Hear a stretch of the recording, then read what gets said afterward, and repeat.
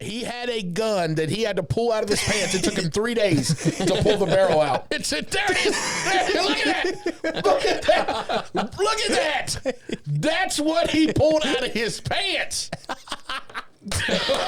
Now, if somebody pulls something like that out, you might as well give your girl up, okay? Because, listen, you ain't going to be able to compete. And like I told Tonio, you never compete with the store. The store always has more.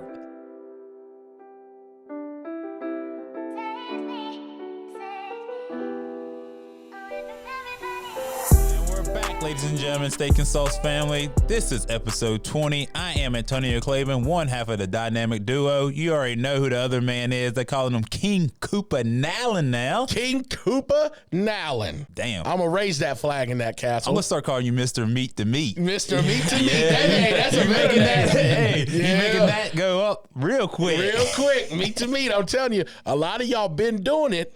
Y'all just didn't know the term. All right? A lot of y'all's baby mamas have done it with me. Oh, y'all just didn't know about it.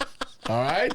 You already know who I am, Derek Nowlin, the other half of the dynamic duo of this show, Steak and Sauce Podcast, the baddest podcast in the land. Yes, sir. Thank y'all for tuning back in with this. This is episode 20. This is a blessing. That's crazy, man. We started this year, the same year, at episode 1. I was just looking at our list of shows we've already done. Our first one was 7 months ago. 7. So we've done a lot in 7 months here. So let's give it up for that. It's wild to think about it, It's a lot. It's a lot to think about. Across from us, this man needs no introduction. As always, you know his whole bio. He owns half of Pulaski. And the only person that says boy more than him is Kratos. Can I get one? Just give us one. Boy. Yeah, there we go. There we go, boy. Yeah, that's the only time we let him say it. We got Weston also in the house. How you doing, man? I'm doing pretty good. Give it up for Weston. Continue to support him at carmack.media on IG. He is the third part of this trio, we should say. Yep. And all of us put our rings together and we form Captain Planet. Captain Planet. So you already know what time it is. Right? Continue to support Scott Bunn and everything he's doing.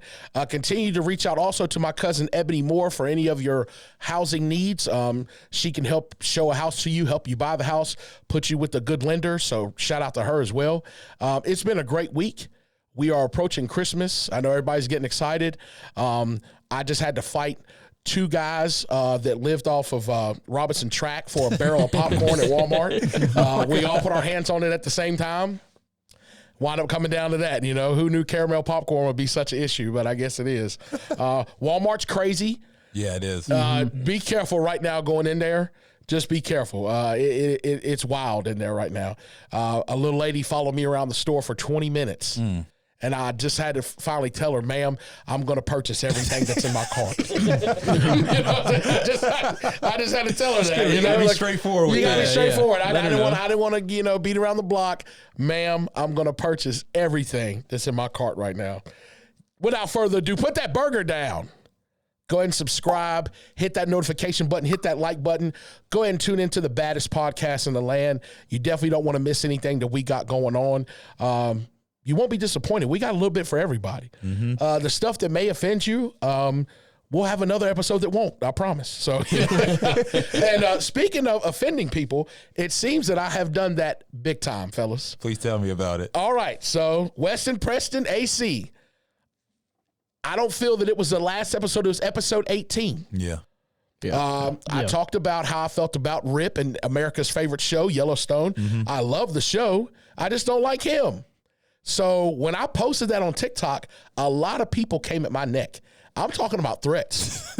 I'm talking about people said that I shouldn't even be on Earth anymore because how I felt about Rip. And these are jokes. Yeah. These are literally jokes. Like, I like the guy. Shout out to Cole Hauser. His wife is beautiful. But you know what I'm saying? Like, I didn't know that people would take such offense to what I said. So I went and we always do, Weston sent me some micro content. And we posted it because we get more traction on TikTok as well. I posted a video of me talking about Rip. and what I do to him out in the parking lot in real life, because I would, you know what I'm saying? I'm 22-0 in the streets. I'm going to start running a segment where I go around the New River Valley, and if you can take me down to the ground, you get $5. And I just want to film it. And I just want to do this for like a week. If you can take me down, you get $5 on the spot. And we'll see how tough y'all are, okay? And I open that up to anybody. I don't care. Open challenge. Open challenge. Am I going to win some? Yes. Am I going to lose some? Yes. But I open it up to anybody because a lot of tough guys, a lot of keyboard warriors out here, right? So after I posted this, and I'll get right into it, I got a lot of traction straight off the bat. A lot of people liked it. A lot of people thought it was funny. But then the freaking cronies started coming in, these damn keyboard warlocks in their mom's basement, and he spent $3,000 on a computer, but he's got one pair of drawers. You know what I'm saying? And you know who I'm talking to. Talking to you, boy. And I'll use that term for you, boy. You know who I'm talking to. This guy doesn't even have a profile picture on his TikTok. That's how you know he's trolling. Yeah, he's you know? too scared. He's scared. Shout out talking about, you ever come out to Oklahoma? Oh, man, next time I go to Texas, maybe. I don't know. But I'm not going to drive out there to give you an L. Because that's what you're going to get if I come out there. You know what I'm saying? Like, I'm telling you. You're going to get that work. He's going to get that work. He knows he's going to get work. What do you feel about that? People making online threats. How do you feel about that? I don't know. Depends on the situation, right? Right. It's like, if I'm saying something online, it's because it's like, yeah, I'm going to admit it. I'm not going to say it to your face. I'm going to say it from the comfort of my home. Yeah. Yeah. A lot of people do that, and I get it, and we joke around with each other, but these people are wishing me harm. These people are taking it too far. So I'm going to read a few of the comments that they made to me on TikTok right quick, just to let you guys know some of the stuff. So after I posted the video, one of the guys said, hey, don't mess with Rip like that. And I said, fuck Rip. You know how I always say that, right? He said, don't play with him. You wouldn't say that to his face. Do you know him, sir? I don't know him, but it seems like you do. Another guy. I got my money on the actor. This dude would get winded so fast. That's crazy. So now that's a personal attack, right? And now that's how they gonna hit you with. That's all they're gonna hit. That's all they can hit me with. And I'm gonna say to everybody right now, if I don't get winded when I'm going meet to meet with y'all's baby mamas for 45, 50 minutes, and I'm good for a good 45, 50 raw. A lot of y'all can't do that, but I can. And if you think I'm lying, just ask somebody. Just ask somebody if I can go 45 to 50 raw. I can. I may be sweating a little bit, which I hate, but I ain't gonna get winded. So a fight with me and you would last maybe 5 minutes. So I got another 40 to holler at your girl. Yeah. So this is what I'm doing. We love the haters, right? We love the attention. If you don't have haters, you're not doing something right. Yes, sir. So from now on, what I'm going to do, I'm not going to threaten anybody. I'm not going to tell nobody to pull up. I'm going to make it my mission to find out who y'all's girls are, and I'm going to go at their neck. Yeah. I'm going to show you how faithful your girl is, okay? Because obviously you don't like my belly, but I promise she will. All right? So the dude said, yeah, the only thing he's beaten is someone to the buffet. He'd have a damn heart attack. Oh God, he came at you like that. That's serious. That's a personal attack. That's hurtful. That's hurtful. He said, I said, guys like me love a good buffet. I will put my belly right on your bitches, right? So he didn't say nothing back to that. He didn't respond.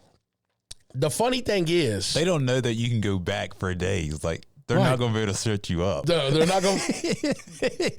Listen, you're absolutely right. It's crazy because I've embraced my size. Mm-hmm. Now, am I sitting on this show saying that I don't need to exercise more, I don't need to lose weight? I'm not saying that at all.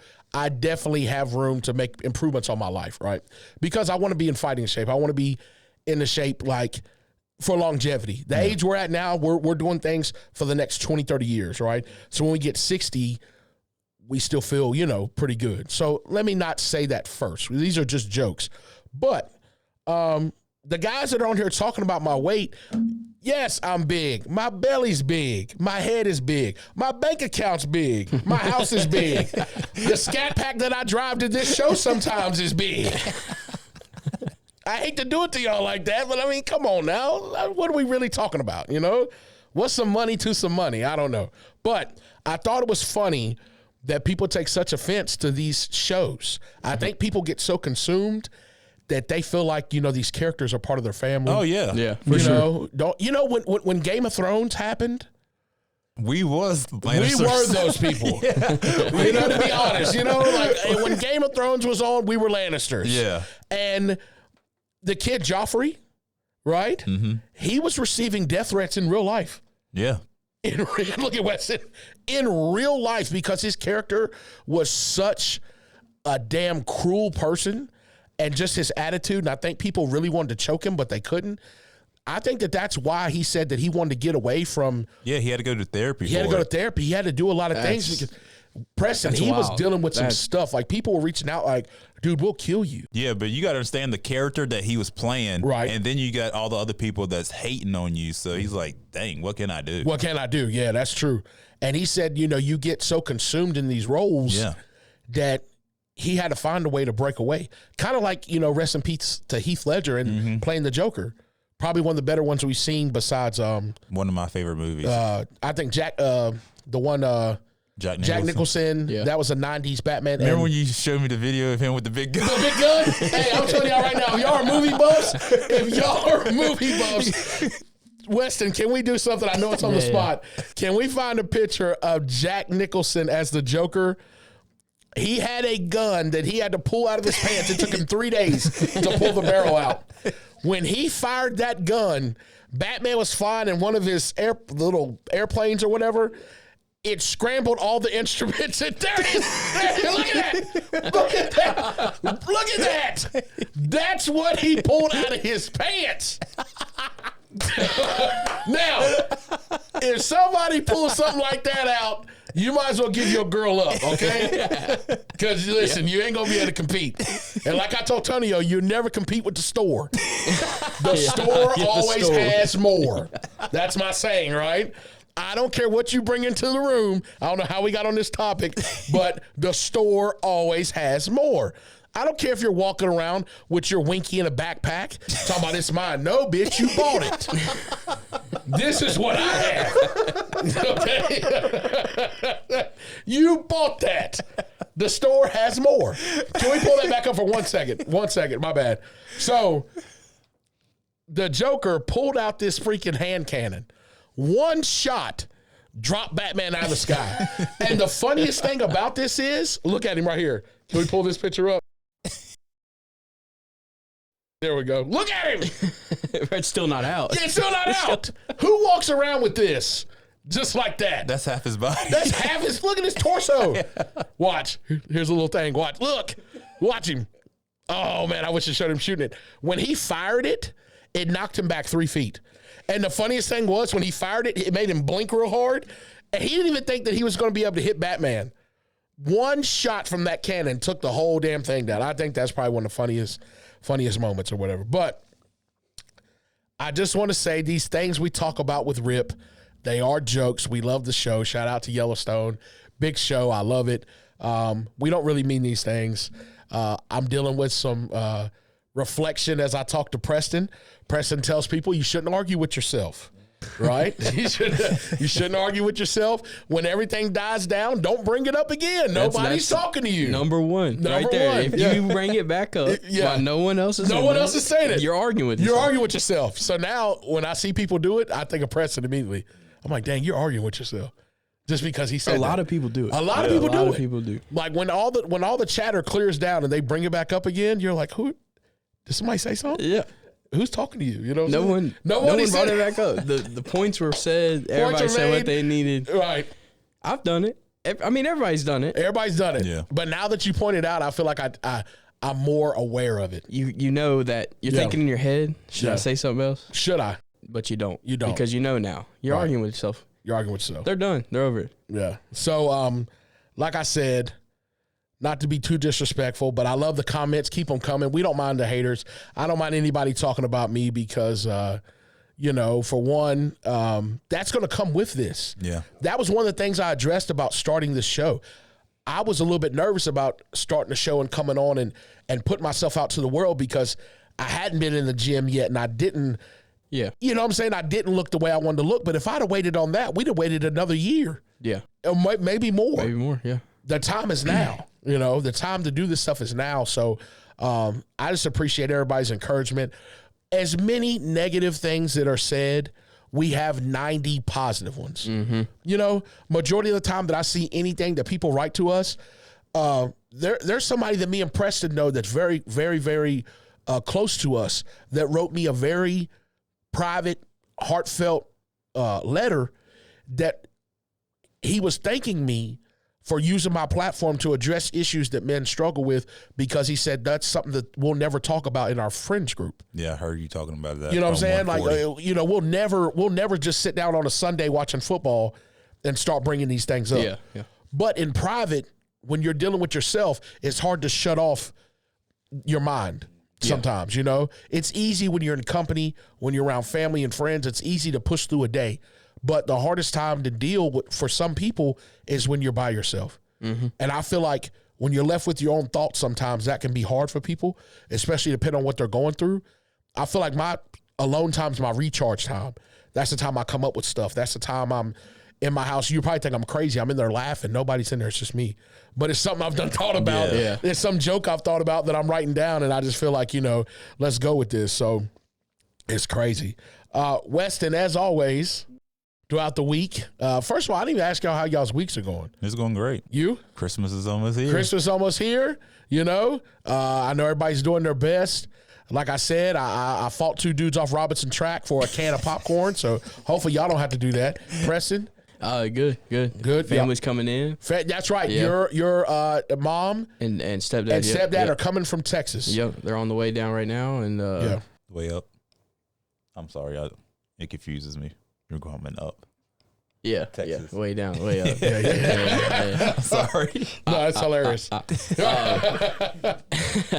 other than that, been good. Power's out today. Oh, that's right.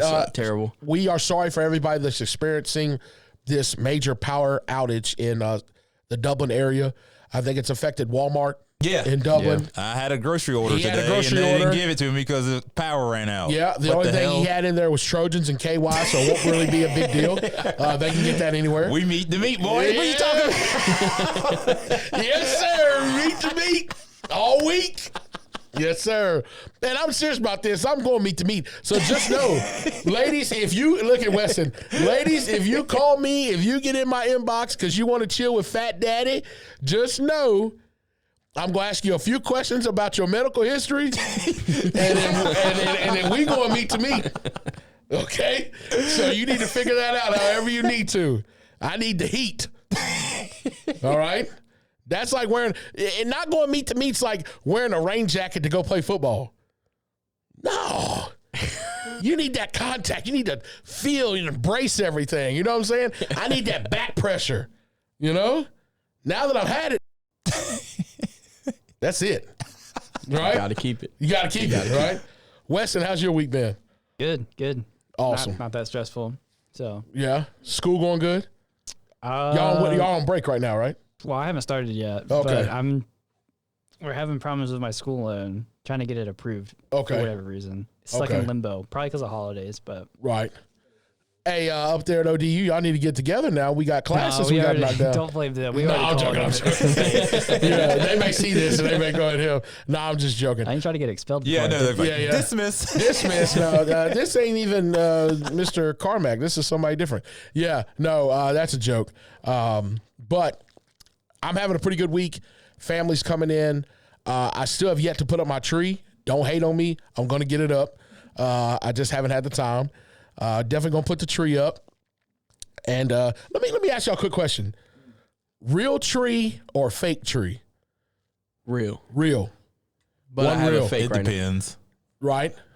Depends on how good it looks. I love a real tree for the simple fact that not only the nostalgia of it, but that's what I grew up with. Mm-hmm. But the fake trees, I swear, when you take an artificial tree out of the box that it came in, it will never go back in the No, same it way. won't. Ever. You But change the the box. real tree, you got to deal with all the pine. My mom did that, and I used to hate. She used to make us clean that shit up. To clean it Well, up, the, yeah. fake, I'm the like- fake tree loses it too. Yeah, but not as much. Not as much, but I Yeah. mean, they're both messy. I like the way the real tree smells. Yeah, I don't Like it makes the mind. house smell good. Oh, my bad. I mean to cut you off. Oh, you're good. I don't mind a artificial tree. The thing that I hate about it is the ones that have any type of glitter. Yeah, that's Yeah, too those much. suck, yeah. That's- That sucks, right? Yeah. Like I absolutely hate getting glitter all over the floor, all over me or anything like that. Now you go out the house looking like you skip. That's a joke. hey, yo. Hey, yo, that's a joke. Pause. But no, I really hate it. And so that's why I would probably go with a regular, like a real tree. And it's something about going and getting the real tree, picking it out. Like my family, we would go, my dad would throw it up in the back of the truck, you know what I'm saying? And then we go home and put it up. And, you know, it was something, but those are good memories that I had. Throughout this week, even when I was feeling kind of drained or tired, I still found time to find some funny videos. So we're going to run those for y'all. I've seen them already. I want to get your guys' reaction. All right. So y'all tell me what y'all think. When coach isn't happy. The thing. Bro, look at bro. You got to make it from one side of the field to the other without getting hit. I'm not playing. I dare him to hit my son. This dude gets drilled right here. I Watch. dare him. Bink. Oh, God. Yeah. Yeah, right. I think only one person makes it. I'm not playing. You're not playing? Can you imagine you took a headshot? Yeah. You gotta touch second. He's grounding these, He but he said they gets a gotta couple. touch Look. second. Yeah. They're touch making him second, come touch closer. second. Or imagine that hits the ball or your ankle. Yeah. Yeah. Done for the season. Yeah. He's a done. Wes I'm is already for the done. season. I'm done with You're for the done? season Are they, anyway. they, Yeah, they I'm- look like softballs. They are. Look. You know he's getting tired. He's got to be getting Oh, tired. yeah. My thing is, imagine if the flow got off just a little bit, the guy putting him up on the tee. Right? Imagine if that flow got off just a little bit, what would happen? Oh, he'd be done. It'd be done for. Ooh. That's crazy. This reminds me of that game you see, Weston, where they spin the bottle Throw the egg. and they throw the eggs I'll right play in. that. I would play that. That's funny. Yeah. I don't know about this. Somebody he's could hitting die. homers. And you Yeah. want that to hit my back? Yeah.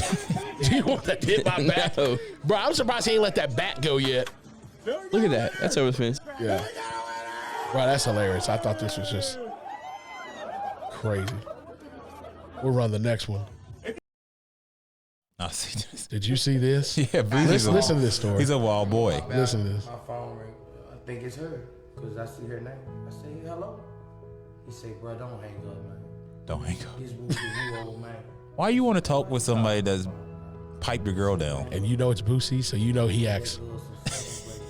Everything I done did my whole life revolves around her. Can you please leave my girl? Oh, God. He begged him. Please. That's sad. It is sad. Man, bro, this You dude begging told another me man to some leave your girl shit. alone. I'll be damned. You need to leave Whoop her. her ass. She's Yeah, the one leave that's her. out here doing I'm it. tell you right now. I'm not even gonna be mad. I know Boosie's Never got. mind. Don't put your hands on women, but you know what I mean. I know Boosie's got money, but if you sleep with a man that's got crust in the corner of his mouth all the time, every day when he talks, you know what? You deserve it. You absolutely deserve. Y'all deserve each other. He said he got crust on his lips. I ain't never seen Boosie without crust in the corners of his mouth. And if anybody's a big Boosie fan, y'all know exactly what I'm talking about. Boosie has crust permanently in the corners of his mouth. Anytime he talks, come on, dog. Come on, man. I love Boosie to death. Shout out, old school Boosie. That was before everybody knew that he was sick. Boozy badass. Boosie badass. I'm talking about. I The got Webby. hose. That's trifling. I got those. Yeah, that Boosie. Yeah. And it's exciting. Yeah. So I couldn't imagine having this conversation with Boosie and he's telling you that he piped down your high school sweetheart. I'd choke him out. No, I'm not talking to you. Right, yeah, we're not talking about this. I'm not begging you. I'm not calling you. Preston said, I'm not begging you There for is nothing. no This ain't that. going down. You know what I'm No. saying? I just think it's funny the way he's a storyteller. Like, I Yeah. think it's Yeah. hilarious. Let's run the next one. Listen to what this dude says. To say that you could thank the government for putting crack in the neighborhoods to make your glasses Right. popular, right? Because a lot of them gangsters work as hells. I'll be honest with you. A lot of them thugs. I don't God. mind saying it and telling you. I don't mind saying it. You know, You know. whatever. It's expensive. Now, have They y'all don't- heard of they this can brand afford of it. glasses? No, I No. haven't. Because they want to buy I haven't it either. Because they know we don't design glasses. For I've heard of like what they call buffs for in the Detroit, classes. what are those Cartiers or whatever, So, you know, whatever and glasses. when you And I wear may say this Gazelles, wrong, so you people in earn Detroit money. don't hate on me. I know y'all. And since your eyes, Y'all be running stuff up there, but like y'all call them buffs, but I don't know the brand. But glasses in Detroit is a big thing, you know, like, and they pay thousands of dollars for a pair of frames up there. So you want to give your eyes. What do you say? 2000 the and best- no. What did Pop say? They're He's talking- like, he had a seat back. He was like, it's 2018. 2018. Right to your eyes. Boy, And I tell you right now. around your eyes. And you got to think about, he's just showing y'all the marketing strategy. Yeah. In the beginning of this video, the guy said, you know, when y'all brought cocaine and stuff to the neighborhoods, I'm not in the corporate which is what office. happened, the I live in coke Atlanta. epidemic, they flooded impoverished neighborhoods with cocaine and drugs. Yeah. And he said, you know, how do you feel about that your business we're in every country has in the world. profited from that? And it started in Because the the 80s. gangsters, the guys that can afford that kind of So, stuff, yeah, that really live that street life, So I they guess it's are safe to say that you could thank the patronizing your government business. for They're buying these glasses all over the world. He Right. said they're all over the Because a world, lot of them and they know where gangsters they're work getting their money themselves, I'll be from. honest with you. A lot of And them not to get all off on a thugs, different I don't tangent, mind these saying big it, corp, telling these you, big companies, drug Gucci, dealers, Givenchy, whatever Yves it's Saint Laurent, expensive, they're gonna everything make that you'll afford it, see, and they I don't even want know it. the brands because They wanna I buy shop it at Walmart. because Y'all, they- I don't even, I can't even compete with y'all. I don't have $500 belts, and so please forgive me if I didn't say y'all's So, you brand, know, paper and tag, when you whatever work it is. yourselves, you earn money. That the biggest source your eyes of their income Are the only doesn't come from the pair of country in which you're ever the gonna store have was in based your out of. Yeah. You know what I'm saying? Yeah. It's the Western. It's us. It's the bigger consumers that keep these brands So you alive. wanna give your One eyes rapper the wears best they got. your And when brand. people talk to you, they're talking. That's it. That's what they say, the American directly dream. focused Right. right Get through your rich eyes and and buy your foreigns. glasses Right. and whatever. You're Buy right. foreign everything. Buy foreign That's everything. That's you know? what it is. I mean, look at what happened with LL Cool J secretly plugged FUBU in a Tommy Hilfiger commercial. Yeah, I saw No, I that. didn't know So LL Cool J Yeah. was approached by Tommy Hilfiger back in the day, which Tommy is making its run again. You know what I'm saying? Yeah, I see yeah. you like Tommy. A Yeah, lot of I people wear a like lot of Tommy. Tommy. Back in the day, I love Tommy, right? There's a little bit of controversy about something he may have said or may not have said. We don't know that, right? It wasn't for our people. Right. It wasn't made for us. He did, No way. Yes. No Yeah, way. you didn't hear about, I did you didn't hear know about that, that. I Weston? didn't know that. So back in the day, I don't know if it came from Tommy Hilfiger or somebody in his company or his staff, but basically it was all, and y'all correct me in the comments if he really did say this, but basically he was thinking like, hey, if I would have known that a certain demographic of people could afford my clothes, I wouldn't even made them. It wasn't meant for them. But guess what? The same way that they didn't want black people eating in diners and stuff. Yeah. But then a light bulb went off and they said, these black people want to spend their money with us. We're dumb to not let them. Yeah. Right? So then they figured out, oh, money's green, no matter which hand it comes out of. And that's all they care about at the end of the day. They don't care about the issues. They don't care about the communities. The dollar is what they care about. So when Tommy Hilfiger had LL Cool J doing a commercial for him, LL Cool J was rapping a commercial, and we could probably find it. But in that commercial, he pays homage to a $1 million company, FUBU. Yeah, FUBU, yeah. So he says, What's his name? he's on Shark Tank. Tank. Yeah, Yeah, let's say that's- that name. I don't know So his he name. says in the commercial, LL says, for us, by us. Yeah. He plugged FUBU. Nobody even knew it. Yeah. But if you watch the interview with LL, he'll tell you why he That did he that. did that, yeah. You know, so I think that's pretty cool. I didn't know that. Yeah, yeah. So Tommy is making a little bit of a run, but I think these high fashion designers, these groups, these profiles, Gucci wouldn't be half as big as it is if celebrities, like entertainers, rap artists, hip hop will push your brand to the limit. Yeah. 100%. I don't care if it's the car culture. Look what they're doing with donks now. You know what I'm saying? Look what they're doing with Dodge. Look, you know what I'm Dodge saying? is exploding. Dodge has, and I can say that I'm a Dodge consumer, yeah. right? Yeah. I can't talk junk because I'm a Dodge consumer, right? But look what the hip hop scene has done for Dodge. And they're junk. Think about But your favorite rapper bought one, so you have to go buy one. think about these kids. I'm gonna get a Scat. I'm gonna get a Hellcat. Yep. That's all they want. These things are flying off the shelf. I haven't seen one hip hop video without a Hellcat in it. No, or a Trackhawk. Trackhawk. Yeah. Durango. Yeah, the Durango. You know what I'm saying? Like, I haven't seen, not one. And I think it's a cool movement, but I think these companies need to realize that hey, they wouldn't be that. Yeah, y'all's lane it. comes from somewhere else. And that's why I say, like, I don't want to get too political or too into race and politics, but in America, I feel like African Americans have a huge hand in what we deem as cool, what we deem as something that's fashionable, what we deem as something that's entertainment.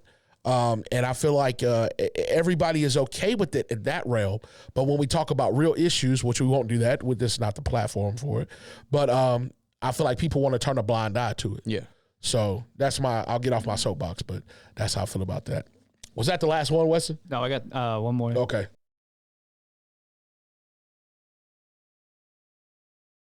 Tonio, I brought this up because I wanted you to look at I brought this, the jelly on that one, boy. I brought this up because I wanted to know, Tonio, how would you lock down D on him? Would you have played that? Would you have played off of him that much? Boy, I'd have fell for that. No, would you give that much space? I would have got up closer to his body and he couldn't dribble. I would make him go left-handed. He's going right-handed every time. That's my thing. If I know that you're right-handed, I'm making you go left. If you're left-handed, I'm making you go right. You know what? So I'm gonna make your weak spot point out. Like, you know how you're not lying? Because what hand can I only go? Right. Right. And when we were kids, Tonio figured this out pretty quick. So we'd be playing basketball. Tonio would shut the left side of the rim, off because he knew I'm not going that way anyway. If I did go left, I'd have to lay up on the right-hand side. Yeah. Tonio would force me right, and I'd have to force a shot because I couldn't go left. Tonio is ambidextrous. He can shoot, lay up, foul, left or right-handed. Not shoot, but lay up. Lay up. But, I mean, it is hard to guard somebody that is just as good and can score with the other hand. Yeah. So when I saw this, I was like, you know what? I'm going to use this. We hadn't had a couple sports highlights, but I thought the move was crazy. It was clean. It was clean. Was right there. Him crossing his feet like that for that 1 second, it got him to take his focus away from the person's body, which is where your defense should be, and he's looking at his feet. Mm-hmm. You know what I'm saying? Your feet can do this. Your upper body and the ball ain't going to move. Yeah. So that's why they tell you to focus in on that. You know what I'm saying? But he got him to look at his feet for a second, but I thought the move was cold, so that's why I threw that in there right quick. Yeah, the hezzy was crazy. The hezzy was crazy. Got him. Yeah. Now, if that was my son out there and they did that, and everybody's like, ooh, now he was respectful. He didn't do the cradle. Yeah. He didn't do this. But if that was my son that got crossed and he did some baby stuff, I'm going out there. I'm just telling you right now. I'm going out there, and I hope his dad can fight. I hope his mom can fight. I hope everybody in there can fight. Because they're going to shut that gym down. And if I get jumped in the gym, I hope y'all don't come outside. Because I'm going to tell you right now, I'm going to air it out. You don't lose twice? I don't lose twice. Shout out to my dad. Dad, tell these folks we don't lose twice. If I lose inside the building, you're losing outside. That's just the way it goes. I'm not losing twice. You know what I'm saying? If you beat me once, we got to run that back every time I see you. Yeah, I'm coming back until I win. If Preston jumps across this table and whoops my ass right now, Preston's got to give me that back tomorrow. You got to run that back for me. And then the next day, when you get off work, are you home? You got to run that back for me. Let's link. I mean, you know what I'm saying? That's just how it goes. You know? People don't even want to do that no more. Nah. You know what I'm saying? They want to do some other stuff. But we ran part one, a little bit of my story, and we were focusing in on, like, my story as far as, like, after high school, military, and all of us have talked about it, you know, quite often, I think. I wanted to run it back because in the first episode, Weston, I didn't really get too much in the details that I wanted to. And I'll kind of go back over some of the stuff that I already talked about. But I just wanted to paint a picture and just to let people know kind of like what my experiences was like in training, in basic training and AIT when I got to my first unit. Because you got to realize, I mean, you're doing all this at the age of 18, 19, and you haven't been away from family. You don't know what that feels like to go grocery shopping for yourself, finding sheets to fit your bed. You know what I'm saying? Like a lot of this stuff, it's the first time you're having to do it on your own. And if they partner you up with somebody that you really don't like when you're in the barracks, well, you went from living by yourself to now all your interactions is when you wake up and go to bed around this joker. Yeah. So they can pair you with somebody that's really clean and organized, or you can get a dirt ball. And got to deal with it. And you just got to deal with it. And you don't want to snitch and say, hey, his side of the room stinks. But when they come in and do building inspections, your side of the room is squared away, and his side of the room looks like he lives with alligators. They're gonna tighten y'all both up because you're supposed to police the other guy. So there's a lot of things in the military that they structure it a certain way so that everybody wins. You know. Sorry, I'm still. Preston said, I'm not sick, but Preston says that me and my family, I'm going to put this out so you see this. Go ahead. Preston says that the world would be healthier if me and my family. Whoa, no, now you're making it seem like I want y'all to die. I said the United States would be healthier. You said the world. That means where are you going to go? That means you died. That means you died. Okay. Well, Preston said the United States across the board would be healthier if me and Jalen would move. I swear, every time you get with these dudes, you get sick or they're sick or something's wrong with them. I'm healthy. He has been up here a few times. Exactly. Don't try to tell me he's not. It's been like that since me and Jalen were kids. I think it's all that rawness. Something's going on. No, it ain't that because, I take a lot of zinc and a lot of magnesium and a lot of copper and I take all my minerals, you know what I'm saying? We ain't used to the cold anyway. Yeah. I mean, it really does affect me, but I think the real reason Preston feels like this is because one Sunday I was over his house watching football, and they blamed this on me. It was his fault, bro. We can talk about it. I can give you times. Him and his girlfriend got extremely sick. You spreading germs? No, I didn't. It wasn't me. I mean like bad sick, like laying in bed for 3-4 days. Oh, damn. He couldn't even get on his meat. He was so sick. No, I couldn't. I didn't even want to roll over. I didn't even want to look at it. He tugged on his meat twice and almost threw up. Yeah, sleep. So he couldn't even do anything. No, there was nothing. Nothing you could do. And I'll tell the story, actually. Let me go ahead and get on here. Hold on. Let me check. How much time we got? Where are we at? 35 minutes. Okay, we're good. All right, so he comes over my house. All right, whatever. Well, we get sick about Tuesday, I think it was. We're in the bed. Can't move. Shaggy, it wasn't me. Nah, it was. So we're sick, all that. We're getting medicine, like cold medicines. We COVID tested. We're good, but we're just sick. So I'm just taking cold medicines, whatever. Saturday rolls around. So almost a week later, he calls me. He's like, yeah, man, I've been sick all week. I missed work. I missed work. And I had. It does if you're hanging out with him. I had an upper respiratory infection and what else did you have? A sinus infection. I had the same symptoms as him. He didn't even want to call and tell me. I don't even know what's wrong with me. I'm not going to the doctor. He didn't even want to tell me that he went to the doctor, got everything sorted out. So he's feeling good 4 days before I am because I'm just sitting over here drinking honey, not knowing what to do. Yeah, not that honey. But you're not going to tell me he didn't get me sick. Y'all know he did. Y'all might have had some extracurricular activities. No, I couldn't move, Derek. I'll tell you what was stuck. I could not move. You know what was stuck in his throat? Yeah. Whoa, hey, pause. Some of that goat. Pause. I wasn't sick. I got over mine quick. Y'all got sick from somebody else. You got over yours because you went to the doctor. I don't know what happened to them. Mm-hmm. Excuse me. Right there. Yeah, that right there. No, that's from talking. That's not from, you know what I'm saying? You coughing like that? Huh? You coughing like that? No. That's from talking. That's from laughing. That's not from me. I'm not sick. You know what I'm saying? You're sick. No. I'm telling you, I'm good to go. I'm telling you. But if I was the one that got y'all sick, I apologize. I don't think it was me. I don't need your apology. You know what I'm saying? I've already dealt with it. I don't think it was me. You know what I'm saying? But, it couldn't have been me because I think I went meat to meat that week and nobody got sick. Lies. You know what I'm saying? Not that I know of. Probably because you didn't call him back. Ask him. Tell him. I'm going to be honest with you. When I was sick this year, the one time, I thought something was wrong with me. I was so sick that my meat wouldn't even move. I was laying in the bed. It's the same one. It was at the same time? No, I was laying in the bed and He said my meat wouldn't move. It wouldn't move. I pulled up some on my phone, you know what I'm saying, that I thought would get me through. And I'm looking at it and I got nervous because I'm like, oh my God. It was like a weak 52%. And I was like, oh my. You start slapping it. Yeah, bro. I was like, what's wrong with my shit? You know what I'm saying? Usually, you know what I'm saying? My shit could cut glass, but my shit was weak. So, I look at Weston. I am nervous right now. Like, what is wrong? You know what I'm saying? I'm almost ready to like WebMD it. You know what I'm saying?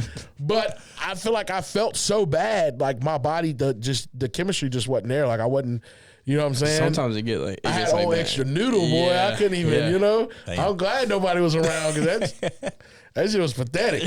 You know, I can hang your hoodie off of my shit. You act like you tell me that all the time. You act like a towel or a hoodie weighs a lot. I Does not weigh anything. If y'all took the hood of y'all's hoodies and put it on the tip of y'all's junk, that hoodie be in the floor.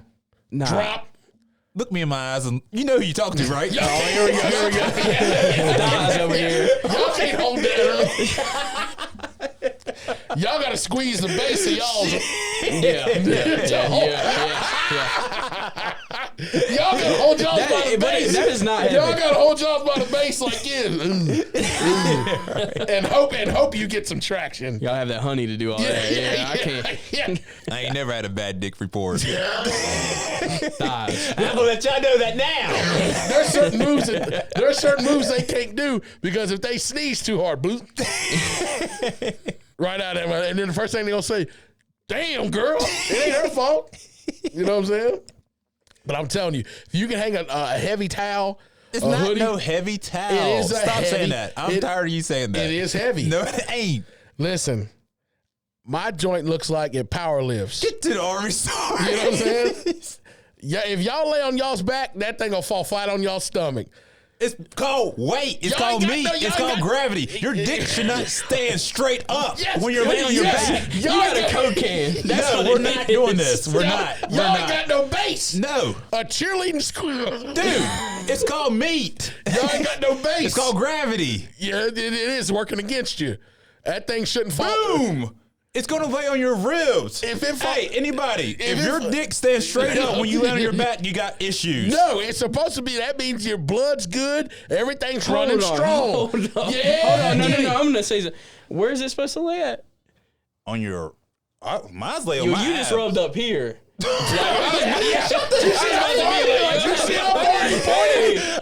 My stomach's Point right. again. Get this. Get this.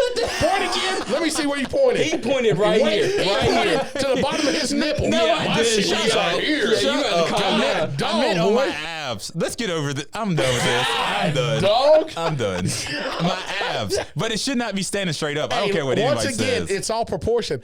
Tonio has long legs and a short torso. What does that matter? So if you're laying, You gonna make me say this on here? They're gonna feel it inside them.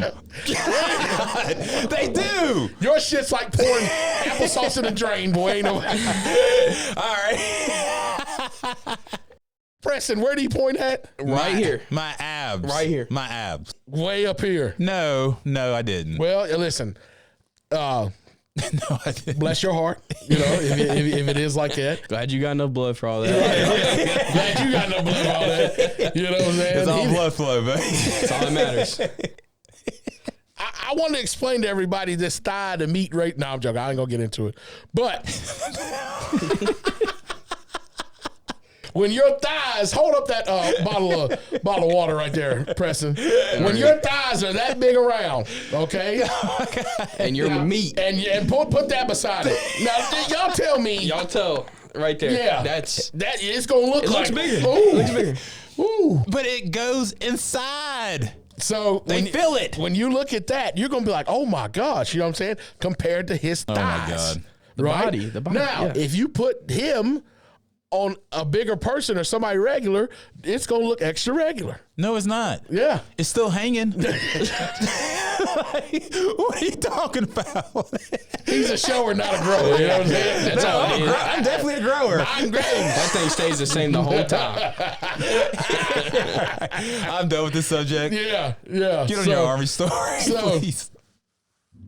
When I left for the Army, I was nervous.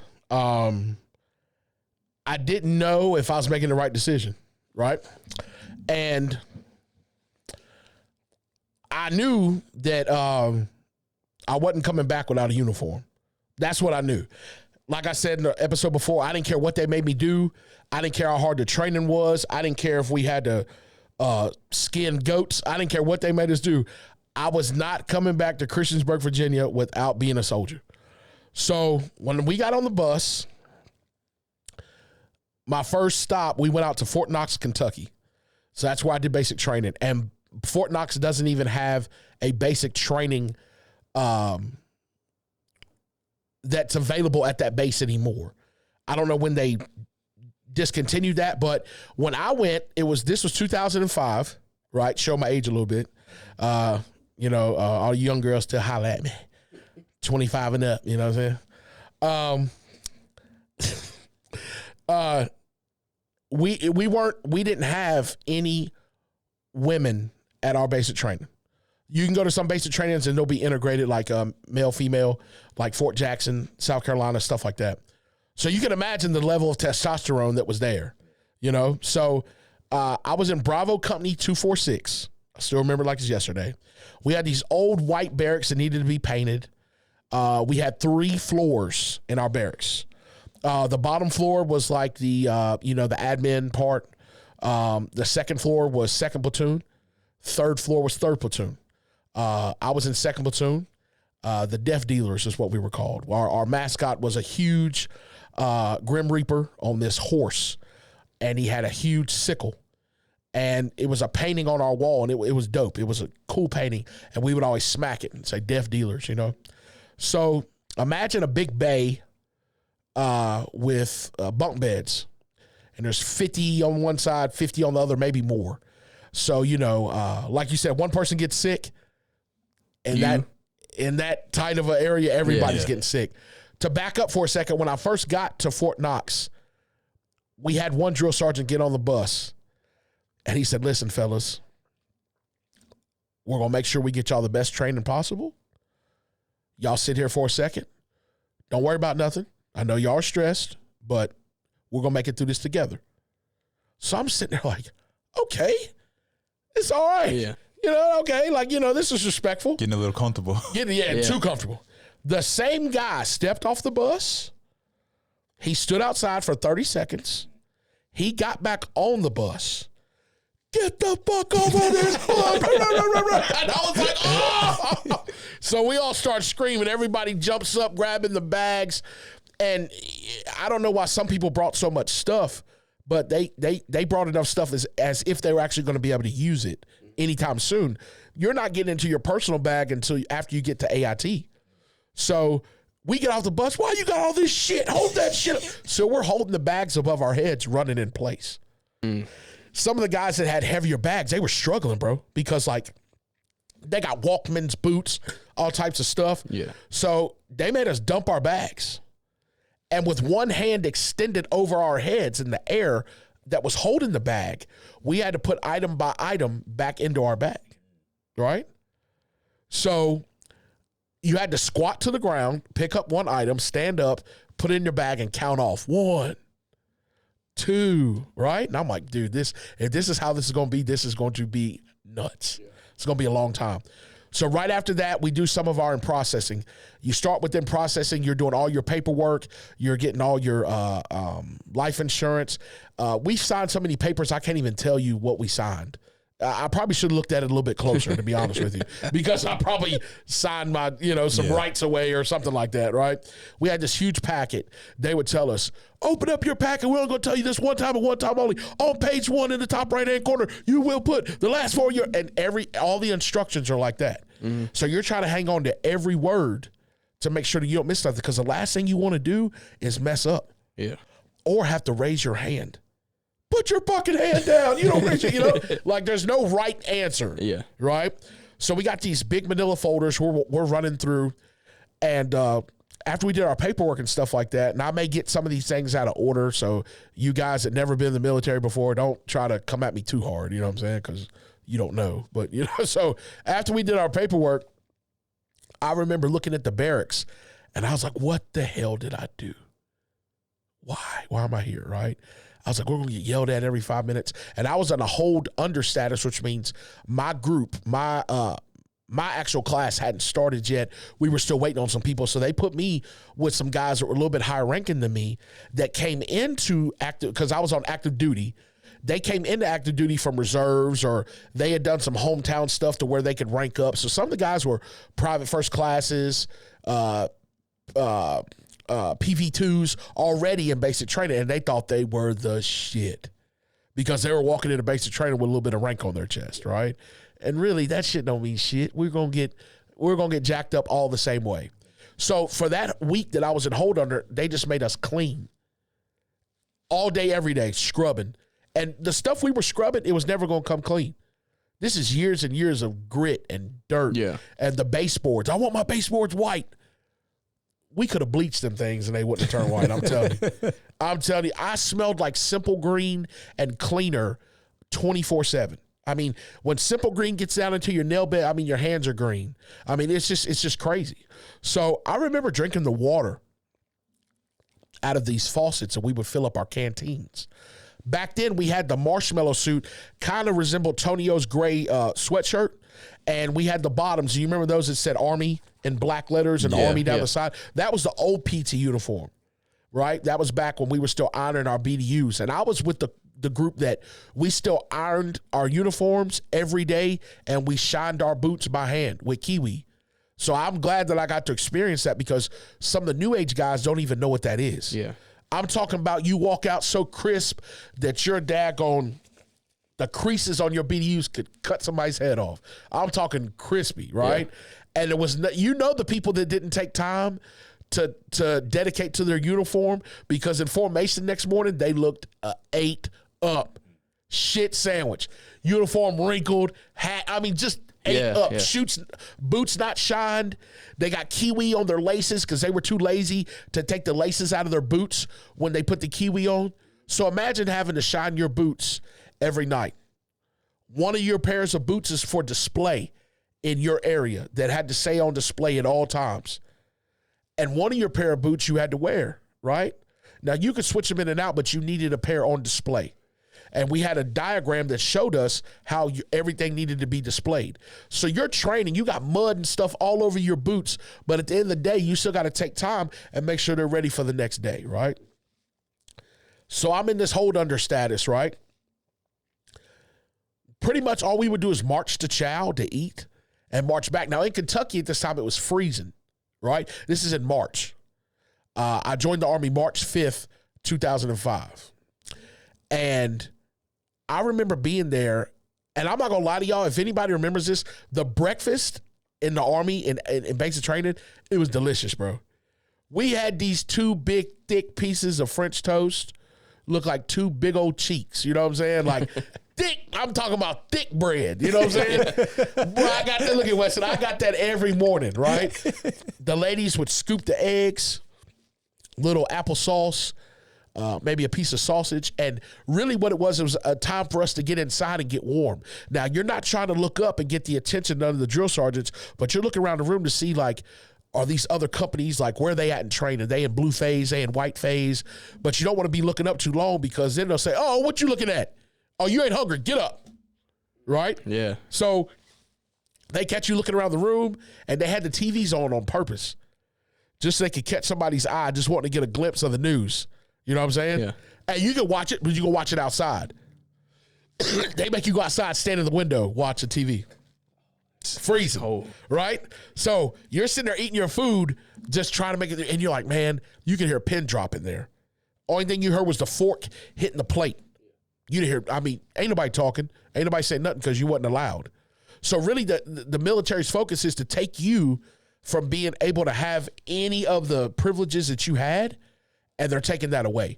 They're trying to mold you and say, hey, you went from being a civilian, and now, you know what I'm saying, you're going to be a soldier, but we're going to break you down first, and we're going to build you up.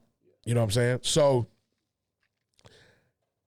what is y'all's ideas of some of the stuff y'all think that happens in the military, or myths that I could, like, set straight for y'all? Do y'all have any stuff that y'all heard? Stuff that you think is crazy? Because I know I have some. Yeah, I mean, everybody's heard, like, a crazy story. Yeah. Like, nobody hit us.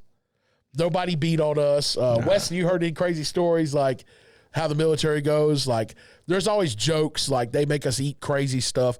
We did eat MREs and different stuff like that, Those are but good. they're I think not they're bad. good. If somebody brought me a veggie burger right now, that meal in the MRE, I'd eat it tonight. I remember that one thing when you had to do that gas chamber thing. Yes. That was pretty. I know that's chamber. real. Yeah, you actually just sent me a TikTok on that. I just sent you a TikTok on that. That gas chamber's real. Yeah. So what they do is they bring you into this gas chamber, and there are some people that are not affected by CS gas. It's a small percentage of the population, but they're not affected. But they got this 55-gallon drum, and they are just cooking up this CS gas. And when you walk in, you got your gas mask on, and you can already feel the tingling in your skin. Any exposed pores on your body are going to start burning as soon as you walk into this room because you're sweating and that gas is getting into your pores, right? So the drill sergeants are super tough. And what they would do is they've done this so many cycles. Some of those drill sergeants built up an immunity to the CS gas. And for Steak and Sauce family, if you don't know what I'm talking about, take this opportunity to pause the show when you're watching it and Google Army gas chamber or CS gas if you want to know a little bit more about it, right? So they're marching you in, and you probably got about 4 or 5 ranks or 4 or 5 rows deep at a time, probably 20 or more people, depending on the size of the room. The gas is so thick you see it right in front of your face. You know at some point they're going to tell you to take off your mask, recite your last 4, your rank, and something else while you're exposed to this gas. Now, what they don't tell you is as soon as I took off my mask, that is the first time in my life that I went to take a breath and I didn't get anything. Yeah, nothing was there. You know the panic that puts you in? Oh, yeah, I can imagine. I would, and I just started looking around the room. And when you panic, it makes it worse. Oh, it makes it worse. Yeah. One kid, he would and started to panic. I saw him. I was like, he's going to be a runner, right? He tried to run, ran straight into the wall. Boom, fell over. Them drill sergeants were there, get up, get your ass up. Picked him up all hard, you know what I'm saying? Yeah. Everybody's coughing. Oh, got their eyes closed. Open your damn eyes, you know? It's so hard. So they go up to you. What's your name? Say it off all your stuff. Private, I couldn't even get it out. I couldn't get nothing out, right? So you're in there, and it's crazy. So what they're basically teaching you is if we were exposed to we called it CBURN, right? Was an acronym. Chemical, biological, radiological, nuclear, I forgot what the E was, explosive or something like that. If we're exposed to a chemical warfare, you have a certain amount of seconds to actually don your mask and put it on your face. Yeah. So once you put it on, you know, you're bending over, you're going to take the webbing, make sure the webbing's folded over your mask so that you put it on, you pull the webbing over, you cinch it down, you clear the mask, so you put your hand over the canister, you want to breathe in to make sure that you got suction and it's a tight seal, and breathe out to clear it. I think that's where the steps were. I can't remember exactly. But once you take off your mask, they want you to experience that gas so that you know what it feels like. So then we had to put our mask back on, right? You take it back off again, and then they let you out of the gas chamber. Now, this is only a couple minutes, but it feels like an eternity. Yeah. Because I don't know how we made, like, some people were watching this like, oh, it wasn't that bad. Don't be a tough guy. I got a DVD at home, but everybody that came out of that gas chamber that day, we were all flapping our arms to get the gas to come out of our uniform. Everybody had snot from their nose to their knees. Yeah. Everybody's closing their eyes. It's on TikTok right now, right? So that CS gas ain't no joke unless you've never been through it, right? So that came later in the training. Just to cut down on time a little bit, that was the first time I've been away from home. That was the first time I experienced having to get to know people, not getting to know people, but from around the world. Everybody that I talked to and had interactions with had been in this area. I met people from Kosovo and That's strange. it's strange. Yeah. And Africa and all over the world, LA, Minnesota.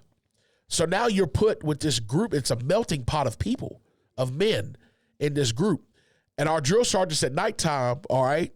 So when we had our weapons got issued to us, I know I'm jumping around a lot, but when we had our weapons issued to us, that weapon becomes a part of your body. That's one of the most, critical sensitive items that you have is your weapon. Your lifeline is that weapon. That weapon in functioning, that weapon being clean, that weapon being accessible. So at nighttime, we had to wrap our arms around our slings and our rifles because when we were sleeping in our beds, a drill sergeant would come by. And if you were asleep and you were knocked out, turned over in your bed away from your weapon, they'd take it. Because you don't have accountability. You don't have positive a hold on your weapon.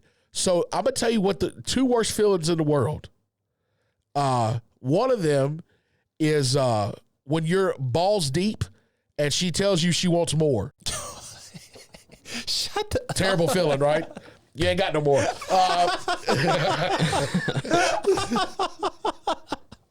That's a joke.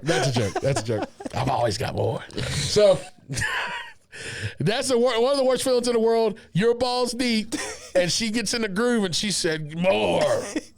Nothing I can do for you. Can I phone a friend? Yeah, right? And the other worst feeling in the world is waking up in basic training in the Army, whatever branch you're in, and you lift them covers up and your damn weapon's gone. Oh, yeah, I couldn't imagine. I'm going to tell you what, we all knew who it was because they sat up on the end of their bed like they were a zombie. They didn't want to say shit. Yeah. You know that your day is going to be hell after that because you got to go to the drill sergeants And ask for it back. First time you report, Private, get the fuck out of here. You're going to run away, right? The next time you come back, didn't we just fucking tell you? They know they have your weapon. Yeah. It's a game, right? So finally, when they do let you speak, what are you here for? Drill Sergeant, I'm trying to, you're what? Drill Sergeant, Private Nowlin is requesting his weapon. You think I got your fucking weapon? I ain't got it. Battle, you got his weapon? I ain't seen it. Seems like you got a problem, Private. Yes, Drill Sergeant, you go away. Yeah. Then you're like, damn, they're fucking with me, right? I know they got it. So then they go, but you go back, right? They finally get frustrated after you be there a couple times. They're like, yeah, Private, we got it. It's going to cost you whatever they want you to do. Yeah. So there might be 500 push-ups throughout the day. Every time they see you, they're going to drop you. Hey, just push. So you're knocking out push-ups every time everybody else is rested. Yeah. In formation, after formation, whatever. You're doing all types of stuff to get that weapon back. Whatever they make you do, right? And then what they're going to make you do, you've already feel like you've served your punishment. They might make you wear a sign. They might maybe make you put on something funny. You might have to carry a rock around. You know what I'm saying? Yeah. They'll say, you forgot that weapon. You ain't going to forget that rock because how heavy it is, right? Now you're the only dummy running around with a rock in your hand because you forgot your weapon looking crazy. And everybody knows why you got that rock. Did you ever forget? Did you ever lose yours? Never. Thank the Lord. Oh, yeah. Now, one night, I'm sleeping in my bunk. I got my hand wrapped around my weapon, right? I felt a tug. I woke up. Drill Sergeant had his flashlight like this. Give me that fucking weapon, Private Nowlin. I said, no. You telling me no? It's my weapon. It ain't your fucking weapon. So he tested me. I didn't let go of it. Yeah, because you don't know what to do. Yeah, you don't know what to do. You don't know what to do, man. I didn't give up my weapon, right? So the next morning, he came out on the deck. Private Nowlin, push. I'd start knocking out push-ups. Not because I did anything wrong, just because he wanted to fool me. Like, I didn't get his weapon, so I'm going to get him. You know what I'm saying? Yeah. Basic training, when I think back, and I wish I had more time. Basic training, to speed this up, it is nothing you can prepare yourself for. You can physically try to get in shape, but you're not prepared for the activities they're going to have you do there. The mental stuff, you're going to have to do there. Some days I wish I could wake up and do it all over again. Because now that I think back, there was some fun parts. Every day you're dreaming of getting out of that, of graduating. You know, how can I get home? What can I do? So we had family day. How special was that day? Very special. And I'm going to tell you what, I've thought about this and I'm pretty hard on myself. I remember when you remember that? Yeah. Josh Lincoln, shout out to Josh. He came out with my family. So when I graduated, we had a big ceremony and we didn't have COVID or anything like that, you know? So everybody got to come to the graduation. There's two reasons I feel bad, and I'm going to say them on the show right now. One, I've always experienced a lot of support from my family. Anything I've ever done, it's been 20, 30 people there, right? So that's the norm to me. There were kids that were there, young men, that no family showed up for them. And here I am being kind of complacent with, I had 5 carloads of people that came to see me. And there's young men there that their parents, either they couldn't get there because they lived too far away, it would cost too much. They didn't have the people physically there. Maybe they were deceased or something like that. Or they just didn't have that type of support system. You don't know what their home life was like.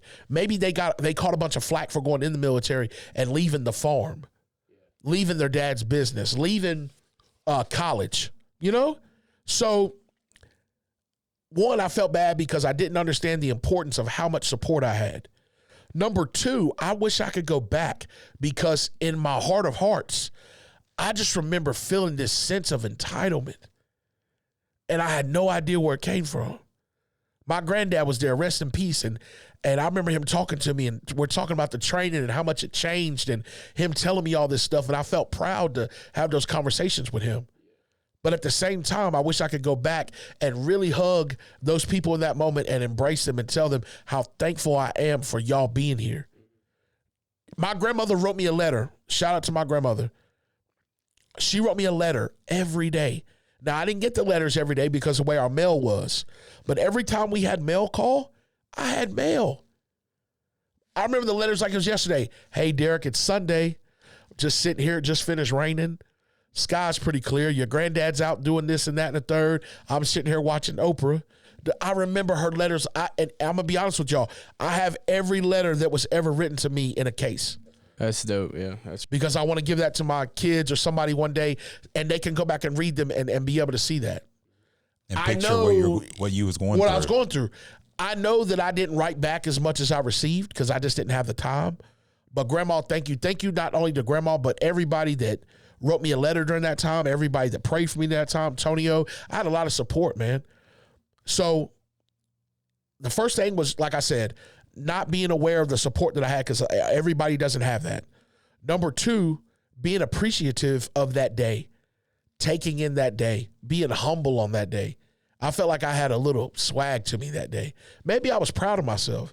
Maybe I felt like that day in particular that there were people there that didn't believe I could do it. Maybe that had something to do with it. But this is just me, analyzing myself, going back. I know that they were proud of me. So after that, how we looking on time? We're a little over an hour. Okay. All right. I'm going to speed it up. After that day, I went to AIT at Fort Leonard Wood, Missouri, right? And they call it Fort Lost in the Woods. So AIT is Advanced Individual Training. That's when I learned my actual job. So being a heavy equipment operator, they had all the phases broken down into different weeks. So I can't remember the order, but we went to dozer phase, running the D7s. We went to grader phase, the 130 Golfs. We went to scraper phase, the pan, some people call it. We went to loader, the 5-yard bucket loaders. We went to, we had to drive tractor trailers.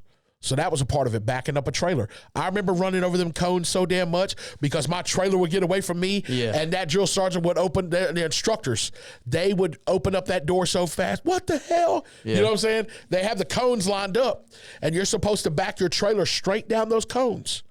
It took me forever to get the concept, right? Because if you're not a young man that his dad lets you do it a lot. Launch the boat at the lake, have a lawnmower trailer, which everybody knows the smallest trailers are the hardest ones to control, right? So you're turning your wheel, and the trick is to put your hand on the bottom of the wheel, and you're turning your wheel in the direction you want your trailer to go, and then you follow it back up. Yeah. So you're kind of following the trailer with, but I really sucked at that at first, and I felt bad because my whole family drives trucks. Yeah. Now, I could drive the truck. Mm-hmm. I can, maneuver it. I could unhook up to the gooseneck, the trailer, get your emergency and your service airlines, make sure the fifth wheel's locked, everything. But I had issues backing up. So I remember people laughing because we had this girl in our group. At AIT, we merged together with men and women. We had this girl, her name was PFC Metz. I'll never forget her. She could back that damn trailer up with her eyes closed. And she'd hop out the truck and she'd say, "What's up with you, man?" I was like, "Fuck you." You know what I'm saying? Yeah. Because you're trying to show me up. You know what I'm saying? So shout out to Mets, wherever you're at. She had a little donkey on her too, boy. She's thick as a mug. You know what I'm saying? I ain't gonna lie. You're wild. I'm serious though. I mean, Mets was thick, bro. Shout out to Drill Sergeant Works too. We had this blonde hair drill sergeant, bro. She was bad. You know a girl's bad when she wears her uniform.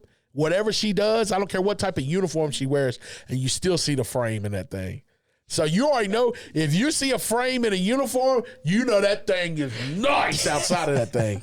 Can you imagine? These people are real. These people are real. Drill Sergeant Works, if you're watching, shorty, I know you remember me. Her husband was this big bodybuilder, right? Like huge. And we always say, boy, you know he working. Yeah, he ain't hitting it right. No, he ain't. He used to, you know what I'm saying? Like he not. She's with him for the nostalgia. You know what I'm saying? She need to get with me for that power. You know what I'm saying? Look at that. Because I would do some things he ain't doing to you and talk to you crazy. I'm just joking. But You're right. I remember one night, and I know there's so much stuff I can say. I'm in AIT. I went through all the phases with the equipment, right? Each phase that you pass, you're going to go, eventually you're going to test out. Each phase you had to test. You had to operate the equipment, learn about the equipment, the load capacities, how much fuel that they could, how much you could move, like estimates. Like, okay, a 5-yard bucket loader going into this pile every time, how much would it take, how many cubic inches would it take to fill this truck, all that stuff, right? The lube points, PMCSs, preventative maintenance checks and services, everything that you do, how many hours the equipment's getting, all that stuff. Graduate AIT, right? Now, Fort Leonard Wood was special because we got a little bit more freedom. Yeah, the weekends. I remember getting calls. Yeah, man, I call y'all, right? So I'm finally getting to go off post. I bought me a couple pair of Air Force Ones. We had you know what I'm saying? I had a couple shirts, and we got this girl that came to my unit, and I was in charge of the platoon at this point because they pick soldiers to march the platoon back and forth to chow, right? So I'm in. Say it again. So what'd you say? Say it again. Chow? No. F1. F1. That's crazy. So, they had this girl that came to my unit, and her name is PFC Davis. And if you're out there, you know what I'm saying? Like, hey, I miss you. You know what I'm saying? Another soldier, this young black girl came to my platoon. Her name was PFC Arnold. Shout out to her big time. So she came up to me, and I went down the ranks. And I'm like, y'all tighten up. Just acting like I'm the man, just because they gave me a little fake rank to be in charge of the platoon, right? So I'm in the drill sergeant, like, private down, shut up. You know what I'm saying? I'm out there, right pace, tell them what to do. My favorite thing to do in the Army was to call cadence. I was amazing at it. I ain't gonna lie. I love calling cadence. I love marching. I loved all that. PFC Arnold was like, you ain't cute. Anytime a girl tells you ain't cute, you are. Because she trying to, you ain't cute. Because she, I'm the man out here, So I passed my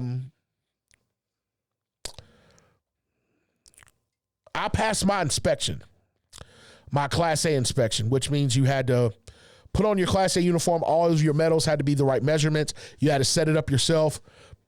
Everything had to be right. Once you did that, you were able to go off post for the weekend. PFC Arnold's inspection was coming up pretty soon, right? And we're doing PT every morning. We're doing everything, right? So the plan was for us to meet up once she got her inspection done, right? Yeah. So she failed her inspection the first time. I'm on post and I'm like, damn, you know what I'm saying? I thought, and her homegirl was like, she can't wait to like get off post and see you, you know what I'm saying? Yeah. All of the soldiers, we went to the same hotel every weekend. Yeah. The Waffle House was right there. Everybody go get, stuff they needed for the weekend.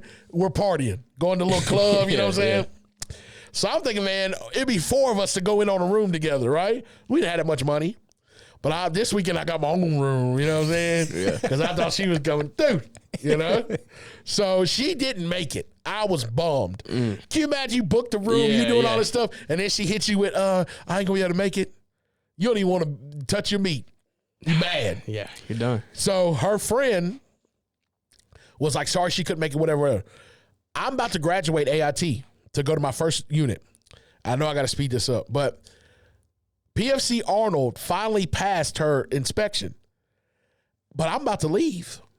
She's crying in formation, crying tears. Like, I ain't going to get to see you no more. I'm going to miss you. Da, da, da.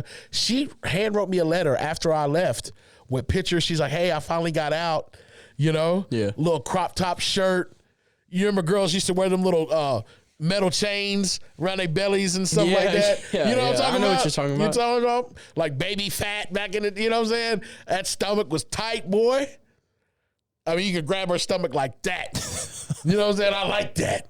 You know what I'm saying? I like that. I like that. I like that. You know what I'm saying? You grab her little stomach like that, little ribs showing on the side. Not unhealthy, but just, you know what I'm saying? Little handles. Little 2 cheeseburger meal. Little meat in there. Yeah. She had the little 2 cheeseburgers, you know what I'm saying? No pickle, you know? So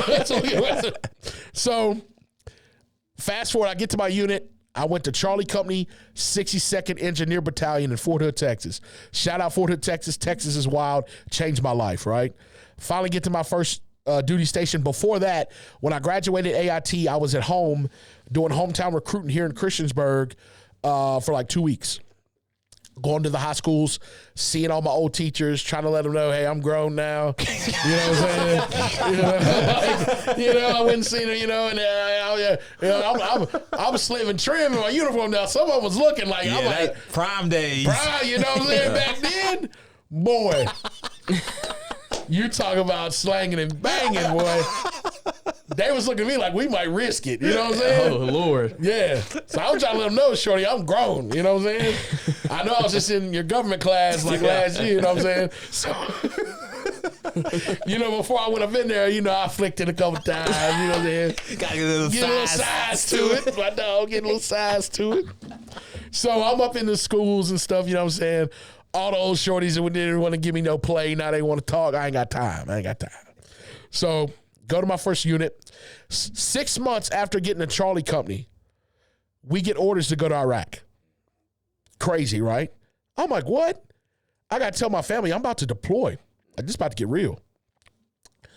One of my best friends, shout out Sergeant First Class Rivera, shout out Staff Sergeant Clark, Quinn, Powell. I'm missing so many people, but these are the guys that changed my life. Rogers, Thompson. The first time I saw Staff Sergeant Clark, he told me, he said, listen, now he wasn't even a staff sergeant and he was a specialist. He said, before you even say anything, shut the hell up. I don't want to hear it because you're fresh out of AIT, you don't know nothing, right? And I was like, damn, wound up being one of my best friends, right? We still talk to this day. Iraq was a different deployment for me.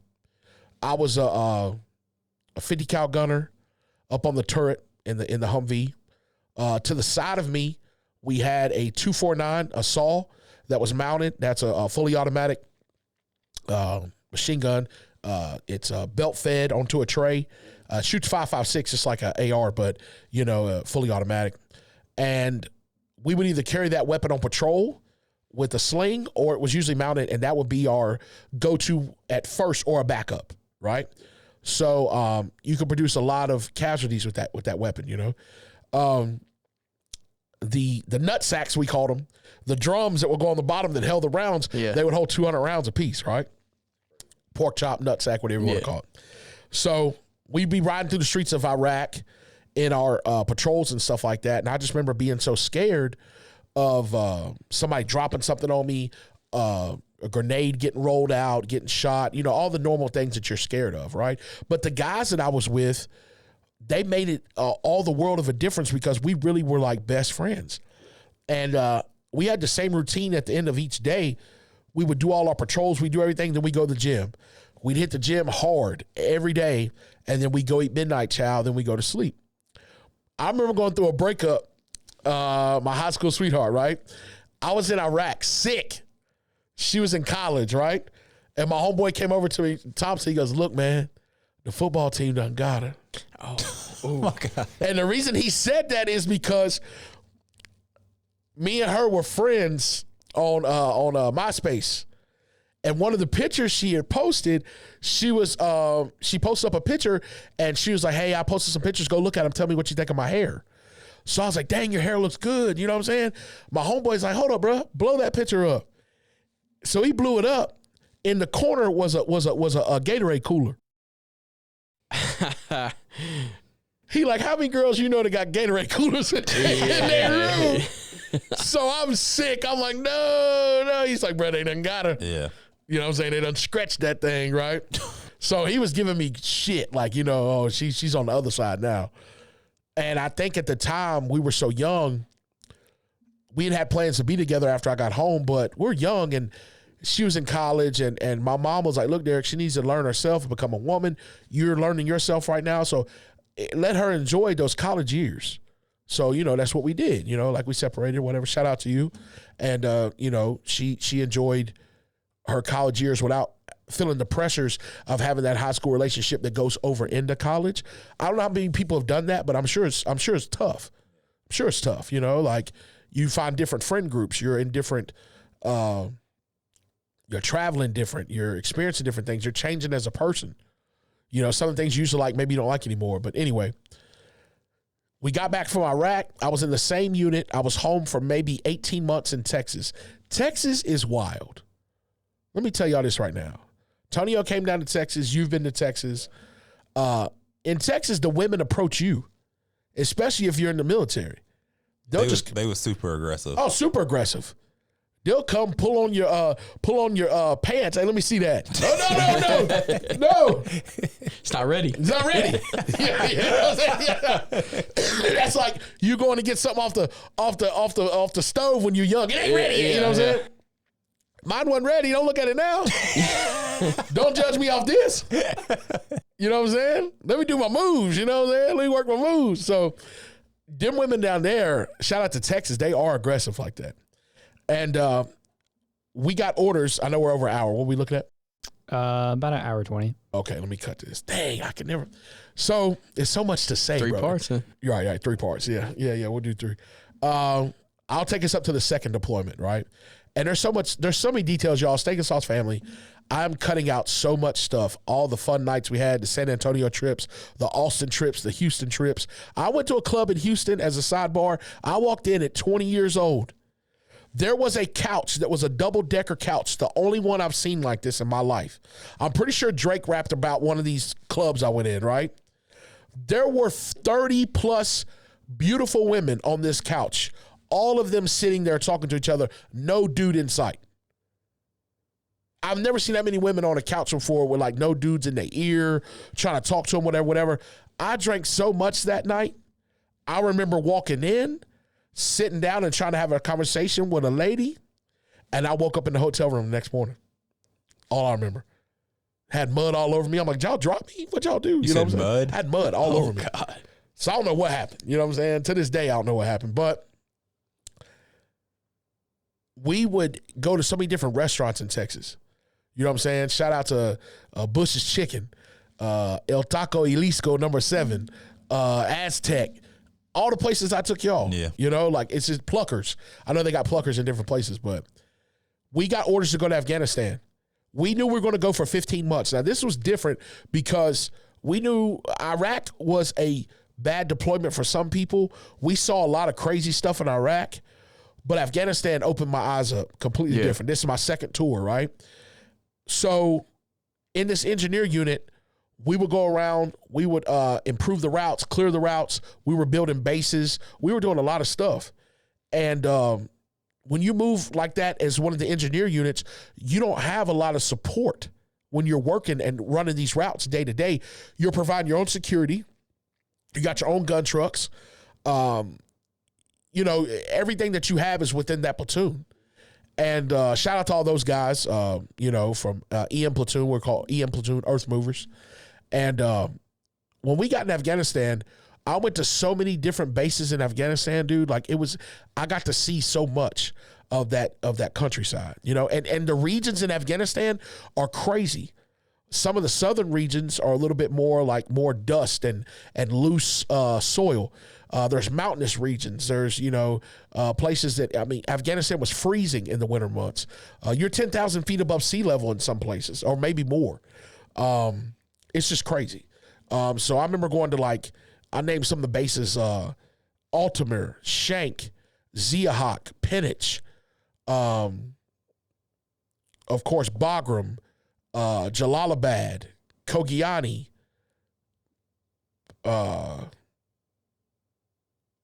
Fenty, all these different places I went to, right? And each one of those bases had a different threat level based upon like where it was and the place around them. When I was in Cop Nurk, in Nurk district, we had like 80, 90 people max. That was enough to run our kitchen. We had enough to run our gun bunnies, the guys on the 777 guns that would be support. We had enough to run security on 4 towers or 5 towers. We had a traffic control point entry, and we had 2 platoons that would rotate QRF, quick reaction force, if we got into a tick. And we had enough to run the JSS, Joint Security Station, down the road, like 5 kilometers down the road. So when we would get hit, bro, by the time we spun up enough trucks to go out and see where we were getting hit from and stuff, the enemy will be gone. But we had to travel the same road, the same route, so we changed our tactics up a little bit. Everybody in the trucks on a convoy, we would let out, right? And everybody would get out and do like an inverted V on both sides of the road, and we would clear all the way to our objective. This is walking through the villages. This is walking through the farmland. We're looking for secondary, like, like IEDs. We're looking for copper wires that they may run to a primary. We're looking for all types of stuff. And it would reduce casualties if we're stretched out like that with distance in between us, as opposed to everybody being in one truck and something happened to that particular vehicle, right? So now in those trucks, you got the driver, the TC, and the gunner moving down the road, as opposed to like 6 passengers in the back of one of those trucks, you know? So that deployment opened my eyes up to a lot of stuff. It tested my faith. It tested my how I felt about myself as a person. I saw people get hurt. It really made me miss home. There was nothing I could do to really like go home. You know what I'm saying? Like, I remember we would get indirect fire where the enemy shoots mortars at you. And this would happen for months every year around the same time. And sometimes they would get lucky. But I remember that just becoming a norm.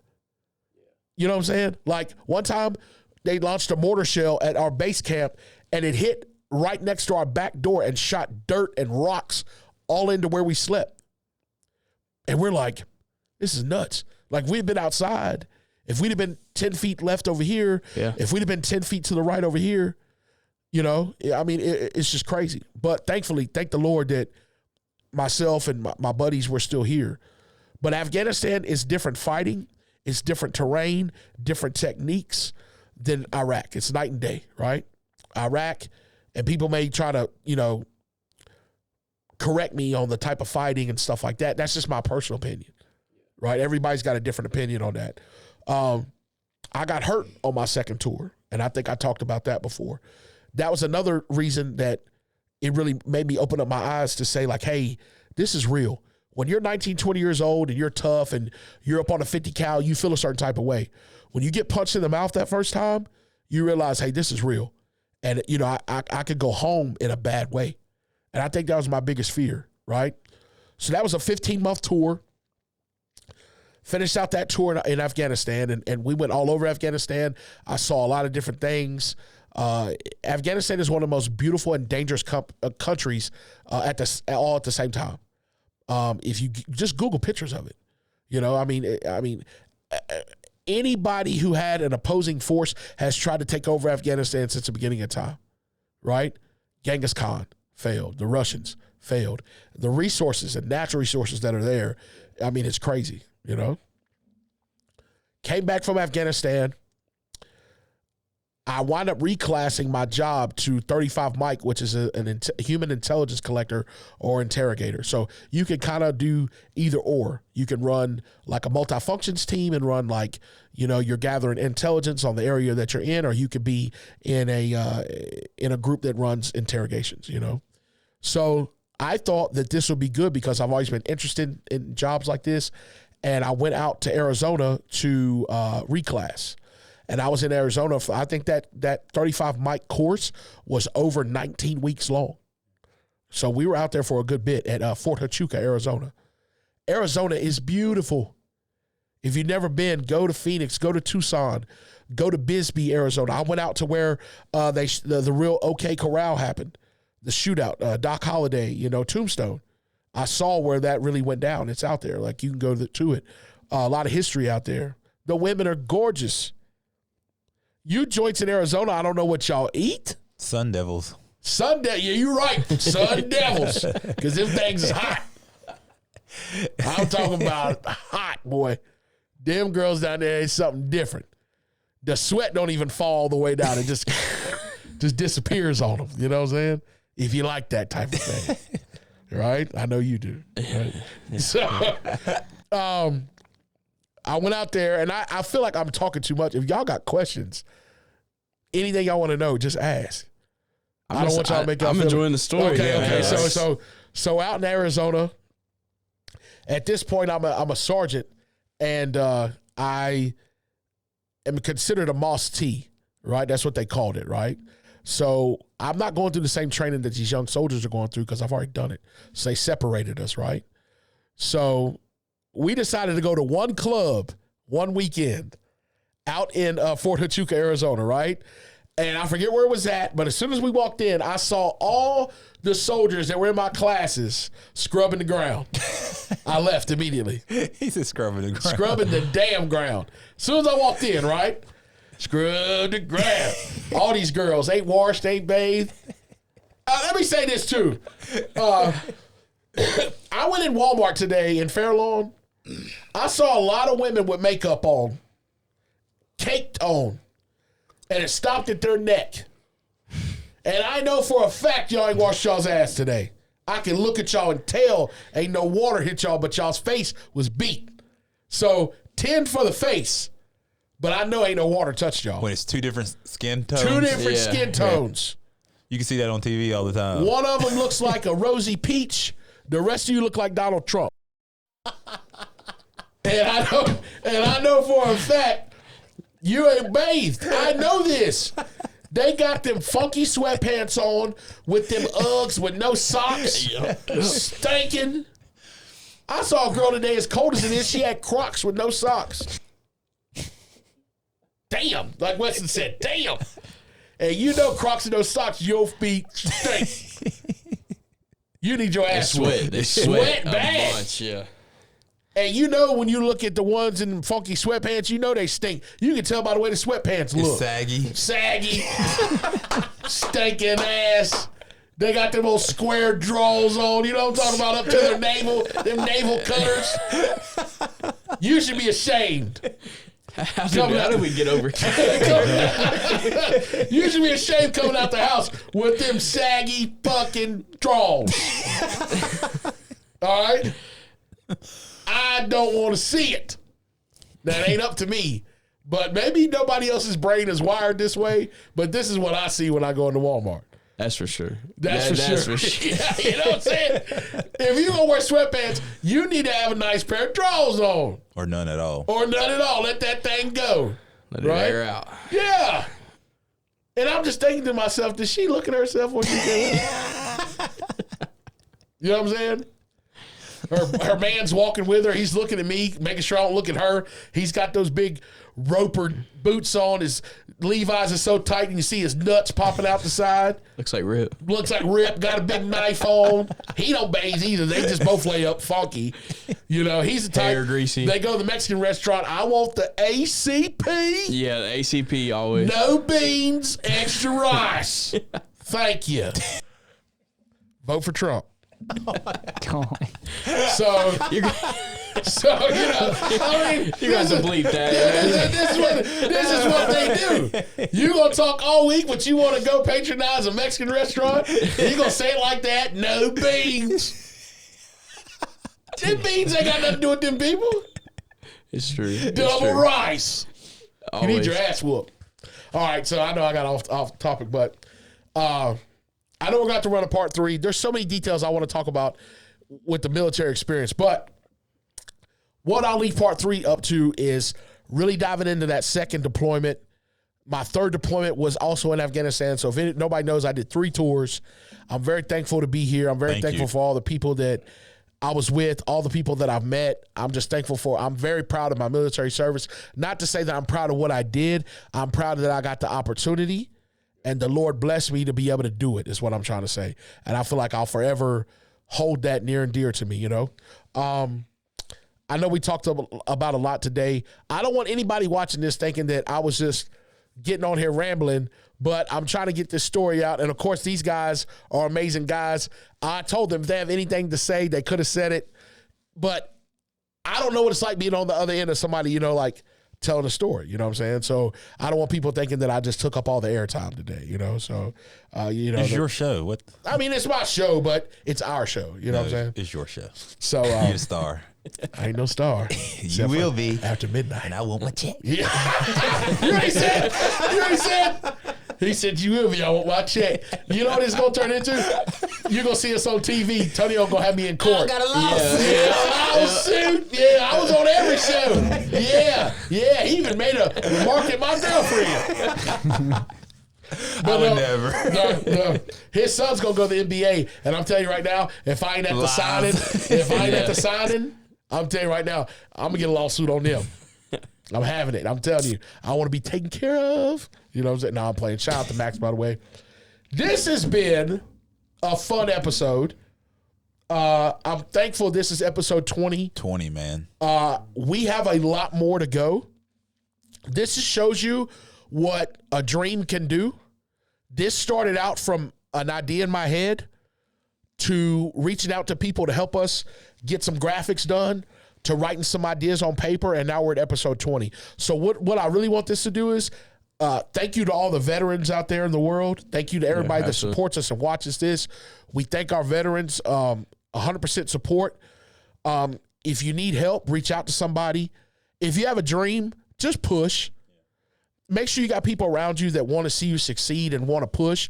And I know sometimes that I can get really passionate about my craft because I feel like this is something that comes from,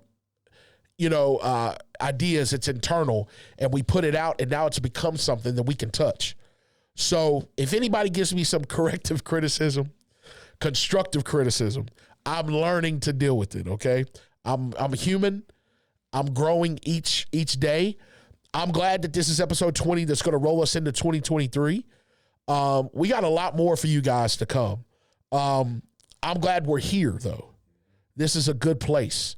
And I thank Tonio. I thank Preston for starting to be coming on here. I thank Weston, everybody that's pushing this show. We have a great thing. And I just want us to continue to continue to move forward. We got some awesome guests coming on in 2023. We got some new looks. I am going to keep updating y'all. I have filled out the paperwork for Antarctica. I have not submitted it yet. Shout out to Weston's brother for that. I'm going to get it submitted. We're going to keep y'all updated on how that's going. Eventually, I'm going to go, right? Tonio's going to go too. He's going to take down some of them. That's a joke. Yeah, please erase that. Yeah, we'll fix that. I want him to eat dinner tonight. You know what I'm saying? But this has been the baddest podcast in the land. I am Derek Nowlin, 1/3 of the trio here, right? Yes, sir. We also got Antonio Clavin. And we got Preston Eller, landowner. Absurd. I didn't say. I was just not thinking about it. Right, that's absurd. We didn't say it all show. Please give us a boy, and that's absurd. Just to let us go out with it. What did he say the other day? Yeah. I don't know you shit, boy. boy. And B-O-I. And that's absurd. That's absurd. We got Weston. Weston, you want to say anything to sign out? He's good. Hey, listen. Continue to support us, follow us, hit that notification button, hit that subscribe button. We got a lot more to come to you guys. Stay tuned for part 3. Thanks for vibing with us. Until the next time, be blessed.